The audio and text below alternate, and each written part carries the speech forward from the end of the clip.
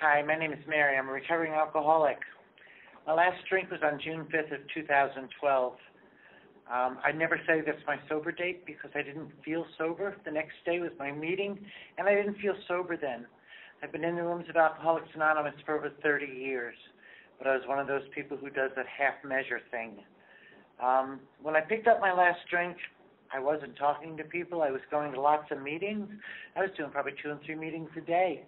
But that's all I was doing. I had a sponsor, and I used my sponsor to borrow her car, borrow money, cigarettes, transportations. I did not use the sponsor the way that I should have. And unfortunately, she was okay with that. On June 5th, I let a lot of nonsense get into my head, and instead of picking up the phone and calling somebody, I jumped on the bus and I went to the liquor store and bought a gallon of vodka. I got totally whacked out that night. 4 days of hangover, horrible hangover. But I made a decision that day that I was done. I had had enough. I was sick and tired of waking up sick and tired, at least for that day. And that's how I've had to live with my sobriety, is one day at a time.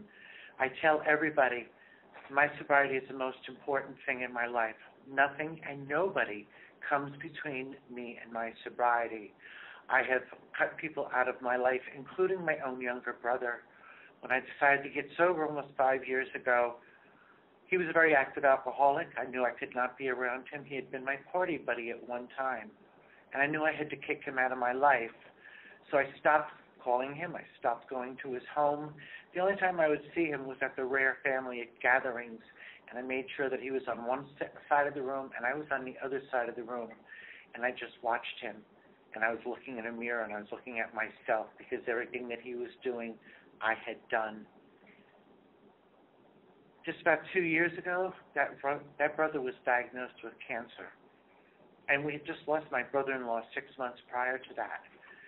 And they told us my brother had a year to live. And I said, I don't want him dying without knowing how much I love him. And I need to have some sort of relationship with him. So I started going back to his house. I started calling him. I started going to chemo with him. And one day it just happened to come out that his big sister was in recovery and hadn't had a drink in almost 3 years. My brother showed up at my 3rd anniversary. It was the only AA meeting he had ever been to his life or ever would be in his life. He showed up at my anniversary, and 11 days later he was dead. The day of his wake, we were at the funeral home, and this hit me very hard, especially being my younger brother and having lost a brother-in-law 6 months prior. I left the funeral home and jumped in my car, and I said, I'm done with the pain. I can't take any more.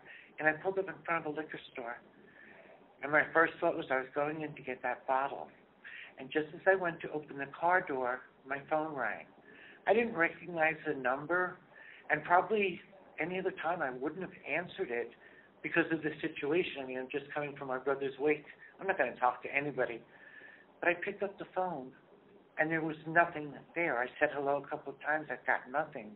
And just as I was ready to disconnect, I heard a voice kind of in the shadows in the background saying no. I shut my car door, I drove away, and I went to join my family. When I got with my family, I was telling my other brother about this incident. He said, well, call the number back, find out who it was. When I hit star 69 to redial that number, there was no such number. That to me, and I don't care what anybody says, that to me was God. That was my higher power, once again guiding me so that I did not do the wrong thing, because that's where I was headed. I knew once I picked up the drink, I probably wouldn't have come back. I'm not a young person. I'm up there in age. I didn't get sober until I was 58 years old. I don't think there's another recovery left in me. I know there's another run. I know that's there. But I've come to lean on this program. I've come to definitely lean on my higher power, who I call God. I don't do this alone.